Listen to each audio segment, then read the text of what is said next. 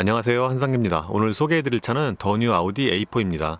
A4는 소형 SUV와 함께 아우디의 핵심 모델 중 하나죠. 2017년에는 아우디 브랜드에서 가장 많이 팔린 모델이기도 했습니다. 현행 A4는 5세대에 해당이 되고요. 작년에는 부분 변경 모델이 출시가 됐습니다. 부분 변경 모델은 안팎의 디자인을 고치고 편의 장비를 추가한 게 특징이고요. 국내의 엔진 라인업은 가솔린과 디젤 각각 두 가지씩이고요. 지금 보시는 시승차는 40 TFSI 프리미엄이고요. 가격은 5,252만 원입니다. 부분 변경 모델인 만큼 외장 디자인의 변화는 크지 않습니다. 기존에 비하면 양쪽 끝에 에지를 좀 더 살렸고요. 그래서 기존 대비 좀 더 날카로운 그런 모습이 됐습니다. 그리고 범퍼 양쪽의 인테이크 장식은 약간 소형 SUV를 연상케 합니다. 참고로 A4 프리미엄 라인은 S라인 익스테리어 패키지가 적용이 됐고요. 헤드램프는 LED가 기본입니다.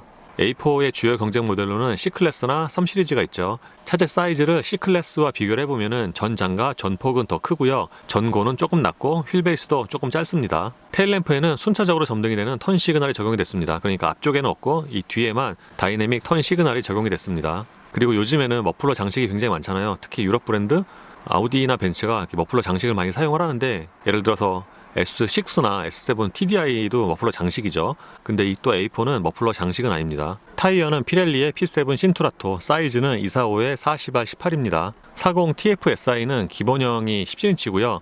이 프리미엄이 18인치죠. 근데 이 18인치 휠은 디자인이 너무 평범해서 또는 밋밋해서 꼭 기본형에 들어가는 휠 같습니다. A4는 이번에 부분 변경이 됐는데 실내 디자인은 기존과 동일합니다. 모니터와 공조장치 쪽의 디자인이 조금 달라진 정도예요. 실내의 특징 중에 하나가 이 수평적인 라인을 좀 강조를 한 건데, 예를 들어서 송풍구 여기서부터 저쪽 끝까지 이렇게 쭉 이어져 있죠, 가로로. 그래서 실제 폭보다는 더 커 보이고요. 저 송풍구 같은 경우에는 이 부분이, 여기도 송풍구 같은데 실제로 여기서 바람이 나오진 않습니다.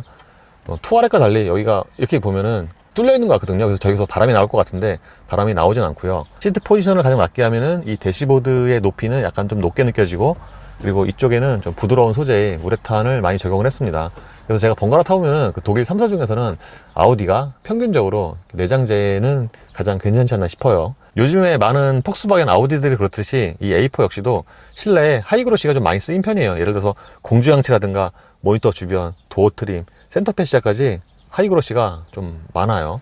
이게 처음에 보면은 되게 좀 깔끔해 보이고 그러는 면은 있지만, 실제로는 약간 좀 식상한 면은 있죠. 모니터는 10.1인치가 적용이 됐습니다. 요즘에는 이거보다 큰 사이즈가 많아서 10.1인치 하면은 좀 작아 보이는데, 작긴 하지만 이 디자인 때문에 그런지 실제로는 10.1인치보다 좀 더 커 보여요. 그리고 돌출형이라서 위치가 꽤 높죠.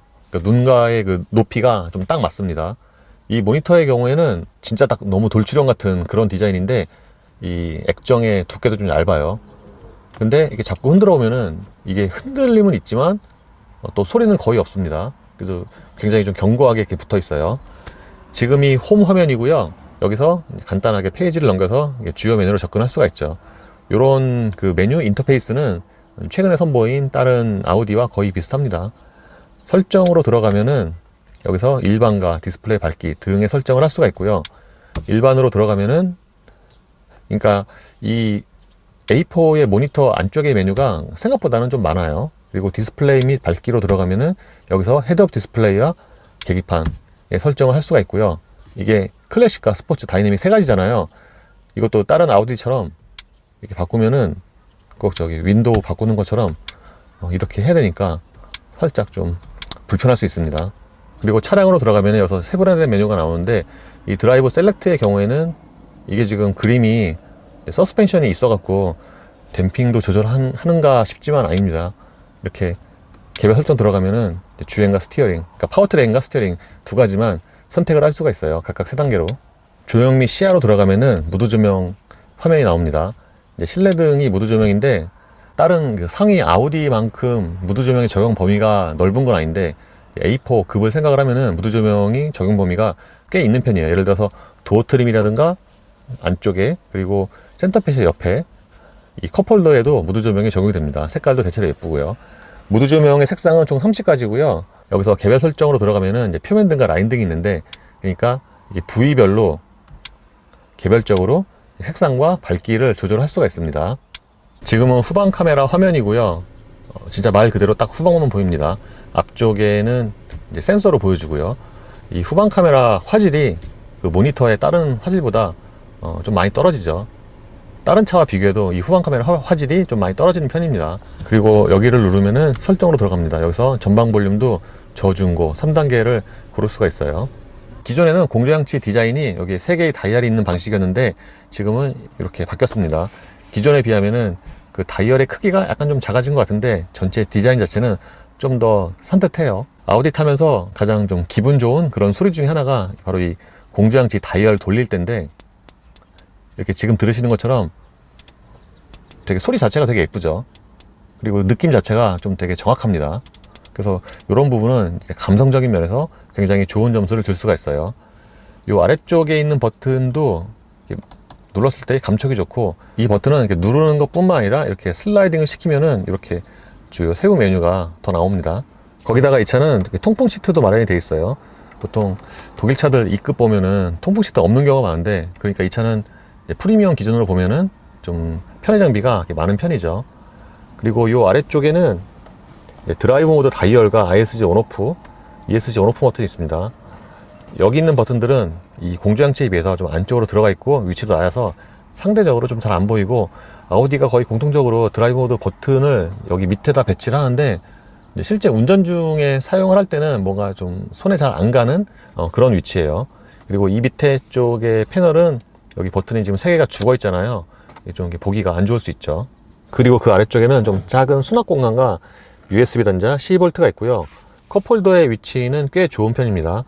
그러니까 기어 레버 앞쪽에 있어서 뭔가 물건을 넣고 뺄 때 좋은데, 좀 긴 물건을 넣으면은 이 공조장치 쪽의 버튼을 좀 가리는 경우도 있어요. 예를 들어서 이 500ml를 만약에 여기 뒤쪽에 놓으면은 이 드라이브 모드 셀렉터 버튼을 조금 가리는 면도 있고요. 그렇습니다. 어쨌든 컵홀더의 위치 자체는 좋고요. 요 뒤에는 또 작은 수납 공간이 있는데, 용량 자체는 괜찮은데 뭔가 그 형상이 어떤 물건을 좀 놓기가, 이렇게 자잘한 물건을 놓으면 좋을 것 같긴 해요. 그리고 아까 말씀드린 것처럼 이쪽에 하이그로시가 좀 되게 많이 쓰였잖아요. 그래서 만약에 여기다가 핸드폰 놓잖아요. 그러면은 하이그로시랑 색깔이 되게 비슷해갖고 핸드폰 못 찾을 수도 있어요. 그래서 컵홀더와 이 수납 공간이 좀 앞쪽에 있기 때문에 다른 발라면은 기어 레버가 다른 차들 대비해서 좀 뒤에 있는 경향이 있어요. 기어 레버는 이제 굉장히 좀 뭉툭한 짧은 디자인이고요. 다른 전자식 기어 레버처럼 D 상태에서 차문을 열면은 자동으로 P로 체결이 됩니다. 센터 콘솔 박스의 용량이 큰 편은 아닙니다. 이게 센터 터널이 좀 위로 올라와 있어 갖고 이 용량이 좀 줄어들었죠. 여기에는 무선 충전 패드가 있고요. C타입 USB 단자와 C거잭이 있습니다. 차 크기 대비해서 운전대의 사이즈는 조금 크게 느껴지고요. 손에 잡히는 림의 가죽의 느낌도 괜찮습니다. 두께도 좀 더 적당하고요. 운전대 조절은 수동이고요. 패들 시프트도 마련이 되어 있습니다. 요 스포크에 있는 버튼의 인터페이스는 기존과 거의 비슷해 보이고요. 계기판은 12.3인치 풀 디지털이 적용이 됐고요. 다른 아우디와 디자인은 거의 같습니다. 아까 말씀드린 것처럼 계기판 디자인은 총 3가지가 있고, 지금이 클래식, 이게 스포츠, 이게 다이내믹입니다. 클래식과 스포츠는 디자인 차이가 그렇게 크진 않은데 다이내믹은 좀 차이가 있죠. 그리고 이 가운데 부분에서는 트릭 컴퓨터를 비롯한 주요 정보를 확인을 할 수가 있고요. 이렇게 페이지를 넘기면은 이런 메뉴가 나옵니다. 참고로 여기서 뷰 버튼을 누르면은 이렇게 디자인이 바뀌고요. 시트는 성인 남자에게도 크기가 넉넉한 편이고요. 좌우를 감싸주는 기능성도 좋습니다. 시트의 쿠션은 약간 부드러운 편이고요. 전체적으로 보면은 좀 컴포트 지향입니다. 그리고 앞쪽의 좌판은 길이를 연장할 수가 있어요. 저 연장은 수동이고요. 유리는 당연히 4개 모드 원터치이고요. 아우디의 특징 중에 하나가 저 도어 포켓의 형상인데, 저 도어 포켓이 물건을 넣고 빼기가 좀 편해요. A4의 2열 공간은 생각보다 괜찮습니다. 무릎 공간 자체가 아주 이렇게 넉넉한 건 아닌데, 제 기준으로 보면은 주먹이 2개 정도가 들어가요. 근데 다른 차들에 비하면은 그 2열 치고는 이 좌판의 길이가 좀 긴 편이어서, 예를 들어서 E 클래스보다 이 좌판 길이가 더 길어요. 그리고 대부분의 독일 차들처럼 등받이 각도는 좀 꽤 서 있는 편이고요. 가운데 부분이 좀 많이 올라와 있어서 사실상 2열은 2인승이라고 할 수가 있죠. 1열 시트 아래쪽의 공간은 좀 제한적입니다. 신발을 넣으면은 그 상하의 여유가 좀 적은 편이고요. 그리고 2열 승객을 위해서는 여기에 송풍구와 공조장치가 있습니다. 3전 시스템이죠. 열선도 마련이 되어 있고요. 이 아래는 10V가 있고요. 2열의 암레스트는 정말 딱 암레스트의 기능만 합니다. 보통 암레스트 펼치면은 여기에 컵홀더가 있잖아요. 이 차는 컵홀더가 없습니다. 그래서 그건 좀 단점이라고 할 수가 있고요. 다른 차와 다르게 이 암레스트 접으면은 여기 딱 고정하는 이 걸쇠가 또 있어요. 다른 차와 조금 다르죠. 스키스루는 없고요. 트렁크 열릴 때는 이렇게 원터치로 열리고요. 닫는 건 수동입니다. 이게 트렁크가 좀 가벼워서 살짝만 해도 좀 세게 닫혀요. 트렁크 용량은 460리터고요. C클래스와 비교하면은 5리터 정도가 커요. 근데 들어가는 입구를 보면은 C클래스보다 이 차가 그 입구의 그 폭이 더 커 보이죠. 그리고 오른쪽에는 저렇게 그물로 된 수납 공간이 있고요. 2열 시트는 폴딩이 됩니다. 이 어깨에 있는 레버를 당기면은 이렇게 접히고요. 이러면은 해치백만큼은 아니지만 좀 더 크게 공간을 사용을 할 수가 있겠죠. 예, 공회전 때 실내로 들어오는 엔진 소리는 그 볼륨이 그렇게 크진 않은데 음색이 썩 듣기가 좋은 그런 소리는 아니에요. 약간 좀 되게 쇳소리가 나는, 미리 말씀을 드리면 이 차는 공회전이랑 고회전 때의 그 엔진 소리가 썩 듣기가 좋은 그런 음색은 아닙니다. 그리고 정차 중에는 가솔린 엔진으로서는 진동이 좀 있는 편이고요. 보통 가솔린 엔진 하면은 이거보다는 진동이 적은 경우가 많은데 이 차는 지금 주행거리가 한 4,100km? 이 정도인데 이걸 감안을 하면은 정차 중에 이제 운전대보다는 시트로 전해지는 진동이 좀 있습니다. 가솔린 엔진 치고는. 이 차의 파워트레인은 2리터 가솔린 터보 엔진과 7단 S트로닉으로 구성이 됩니다. 폭스바겐과 아우디 그룹의 전반적으로 걸쳐서 많이 쓰이는 그런 파워트레인이고요. 이 변속기는 S트로닉인데 뭔가 좀 자동 같은 그런 느낌이에요. 보통 듀얼 클러치 하면은 저속에서 좀 꿀렁거림이 있는 경우가 이제 굉장히 흔하거든요. 근데 이 차는 그런 건 또 별로 없어요. 오히려 좀 자동 변속기처럼 스무스하게 잘 넘어갑니다. 보통 지금처럼 낮은 속도 또는 회전대에서, 그러니까 1000과 2000rpm 사이에서는 이렇게 천천히 가속을 하면은 속도가 낮아서 외부 소음이 적잖아요. 그래서 엔진 소리가 잘 들리는 경우가 많은데 이 차도 그렇습니다. 근데 공회전 때 말씀드린 것처럼 이렇게 천천히 가속을 할 때 이 저속에서 들리는 엔진 소리가, 정확히는 음색이 그렇게 좀 깨끗한 그런 소리는 아니에요. 좋고 나쁘고를 떠나서. 이게 그 5년 전에 탔던 45 TFSI는 이거보다는 엔진 소리가 훨씬 더 깔끔하고 좀 깨끗했는데 이 차는 그렇진 않습니다. 그래서 주행에서 이런 엔진 소리가 좀 이렇게 승차감을 떨어뜨리는 그런 요소가 되는 것 같아요. 그리고 진동이 정차 시에만 있는 게 아니라 지금처럼 이렇게 천천히 가속을 할 때도 가속 페달로 좀 가늘게 전달이 됩니다.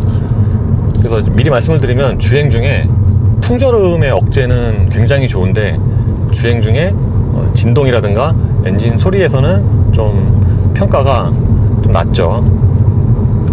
그리고 전체적으로 주행 성능을 말씀드리면은 좀 굉장히 무난합니다. 그러니까 좀 편하게 타고 다닐 수 있는 그런 컨셉이에요. 왜냐하면은 하체가 기본적으로 약간 좀 부드럽고, 그래서 어지간한 충격은 잘 흡수를 합니다. 참고로 지금처럼 이렇게 낮은 속도에서 1000과 2000rpm 그 사이에서 이렇게 천천히 가속을 하잖아요. 그러면은 노킹음이 좀 살짝 들려요. 엔진 소리를 제외를 하면은 전반적인 방음은 무난한 편입니다. 지금 이 타이어가 트레드웨어가 300이 안 되는데, 그럼에도 불구하고 물론 지금 이 노면이 소음이 가장 적은 노면이긴 하지만 90으로 정속 주행하면은 타이어 소리가 좀 잔잔하게 들립니다. 그러니까 이 회전대에서는 엔진 소리 잘 안 들리고 보통 타이어 소음이 가장 크게 들리잖아요. 또는 이제 바람 소리가 풍절음 많은 차는 그렇게 들리는데 이 차는 좀 두드러지게 풍절음이 적은 차라서 타이어 소리만 좀 잔잔하게 들어옵니다. 그러니까 이 하체 같은 경우에는 그 초반에 댐핑은 좀 부드러운데 상하로 그 움직이는 그 거리가 그렇게 크지 않아서 이렇게 좋은 노면 다닐 때는 좀 부드럽게 느껴지고요. 반대로 좀 안 좋은 노면이나 방지턱 넘을 때는 이제 초반에 약간 좀 단단하게 느껴질 수도 있습니다. 그리고 다른 아우디들처럼 전반적인 시야는 이제 꽤 좋은 편이에요. 그 전방의 시야는 물론 양쪽에 사이드 미러도 사각지대가 그렇게 크지가 않고요.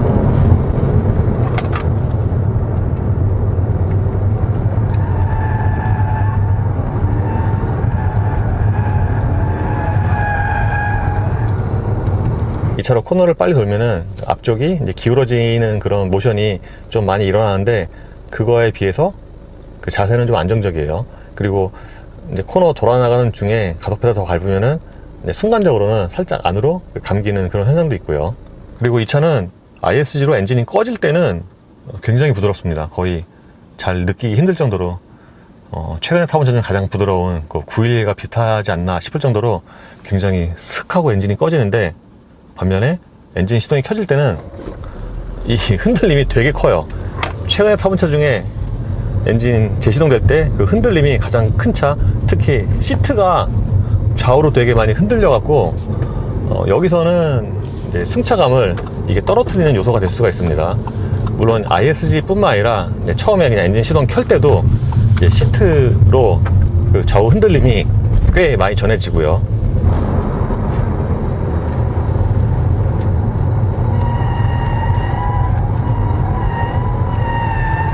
이 차가 평상시의 감각과는 달리 코너는 좀 잘 도네요.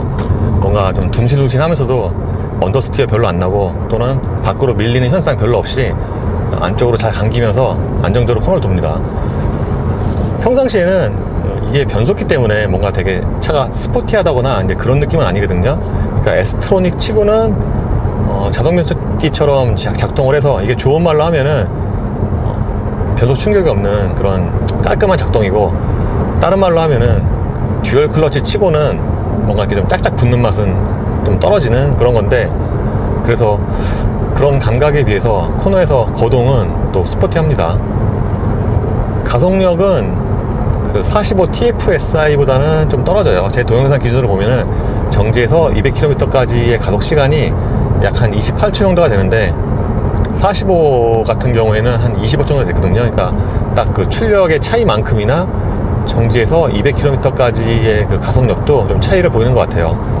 물론 비슷한 출력의 뭐 1에서 디젤 엔진보다는 빠르고요. 예를 들어서 아테온 이런 차들보다 가속력은 당연히 빠릅니다. 그리고 이 차도 미국형이기 때문에 최고 속도는 210에서 제한이 되고요. 이 차가 고회전에서 엔진 음색이 그렇게 썩 안 좋다고 말씀을 드렸는데, 이거는 말 그대로 이제 고회전을 썼을 때 얘기고, 운전자가 주로 사용하는 영역대 있잖아요. 3000rpm 이하, 이때는 그렇게 아주 거슬리진 않습니다. 근데 이렇게 회전수를 높이면은 이 엔진 소리가 좀 되게 뭔가 가솔린 엔진 같지 않고 약간 좀 디젤처럼 소리가 좀 굵어요. 음량이 그렇게 큰 건 아닌데 뭔가 좀 되게 귀에 깨끗하게 들리는 그런 소리는 아닙니다. 그리고 드라이브 모드를 다이내믹으로 바꾸면은 파워트레인의 세팅이 스포티해지는데, 제가 다른 폭스바겐 시승할 때 말씀드린 것처럼 요즘에 폭스바겐 아우디는 예전처럼 다이내믹 또는 스포츠 모드로 해도 그 파워트레인 세팅이 예전처럼 아주 그렇게 공격적으로 바뀌는 건 아니에요. 그러니까 노멀보다는 스포티한데 다이내믹이라고 해서 아주 그렇게 날카로운 반응은 아니죠. 근데 확실히 노멀에 비하면 이렇게 킥다운 할 때의 그런 반응은 이 다이내믹이 좀 더 빠릅니다. 그리고 이렇게 풀 가속을 하잖아요. 그러면은 진동도 같이 함께 이제 커지기 때문에 전반적인 주행 질감으로 보면은 그 예전에 샀던 45 TFSI보다는 전반적으로 좀 이렇게 못하다고 말씀을 드릴 수가 있겠습니다. 정속 주행할 때 연비는 꽤 괜찮은 편이에요. 시속 90으로 정속 주행하면은 순간 연비가 거의 리터당 20을 넘습니다. 20 밑으로는 잘 안 떨어져요. 거기다가 시속 110으로 정속 주행하면은 이것도 거의 리터당 19, 18 뭐 이 정도 나오기 때문에 90과 110에서의 차이가 꽤 적은 편입니다. 그래서 대략 엔진 출력 생각을 해도 정속 주행할 때 연비는 꽤 좋은 편이라고 할 수가 있어요. A4에도 차로 유지와 ACC가 적용이 되어 있습니다. 최근에 아우디를 보면은 50 TDI부터 뭔가 이 차로 유지 성능이 좀 좋아지지 않았나, 그러니까 더 최신 버전이 적용되지 않았나 싶어요. 왜냐면 기존에는 차로 이탈과 차로 유지 중앙 잡는 그런 성능의 대략 중간적인 느낌이었는데, 50 TDI도 그렇고 얘도 그렇고 중앙을 좀 잘 지킵니다. 그러니까 가운데를 지키긴 지키지만 이게 수정하는 양이 브랜드에 따라서 좀 다른 경우가 있는데, 이 차는 중앙을 잘 지키면서도 이 스티어링이 수정하는 양이 그렇게 많지가 않아요. 그리고 ACC의 경우에는 이제 감속이 됐다가 이제 앞쪽에 차가 없어져서 다시 재가속할 때 있잖아요. 그때 그 반응이 조금 느린 편인데, 이 차는 또 직진할 때는 잘 지키는데 약간 코너에서는 스티어링 수정하는 양이 좀 많아지네요. 이 차는 뭔가 그 직진과 약간 좀 구분길에서의 그 수정하는 양의 차이가 조금 더 많은 것 같아요. 그러니까 그러니까 직진에서는 굉장히 안정적인데 약간 좀 굽은 길에서는 상대적으로 스티어링 수정하는 양이 좀 많아집니다. 예, 지금처럼 이렇게 차선이 흐려진 곳에서는 뭔가 한 번에 지금 넘어가네요. 이렇게 좀 캐치를 못하는 그런 모습을 보입니다.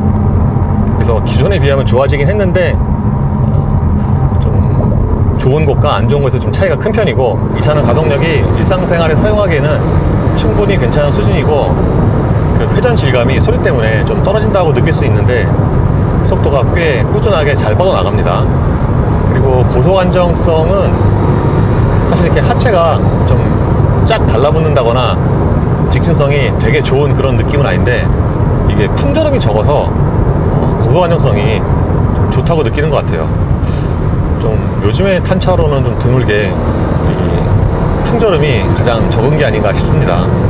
심지어는 이 차가 유리가 이중 접합도 아닌데 옆쪽에서 들어오는 소리도 그렇게 크지가 않아요.